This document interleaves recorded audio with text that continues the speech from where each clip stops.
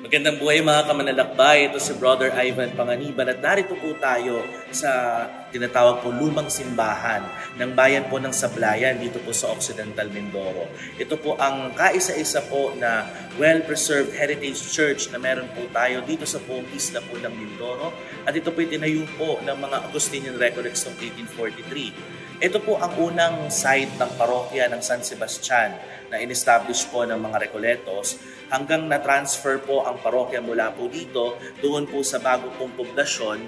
Kalaunan po noong 1922, nagkaroon na rin po ng transfer ng administration po ng parokya from the Augustinian Recollects to the SVD Missionaries. Kaya po ito pong simbahan po na ito ay hindi na po naging parish kundi chapel, pero ito po ay dedicated po sa Mahal na Birhen Maria bilang Our Lady of Peace. Kaya po tara po, pumunta tayo po dito sa napakagandang simbahan po, ang lumang simbahan ng bayan ng Sablayan. Manalangin tayo.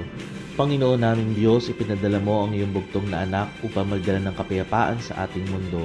Sa pamamagitan ni Mariang Birhen, din ang aming taimtim na panalangin, ipagkaloob na ang aming mga oras ay maging tahimik upang tayo ay mamuhay ng payapa bilang isang pamilya na nagkakaisa sa pag-ibig at sa isa't isa.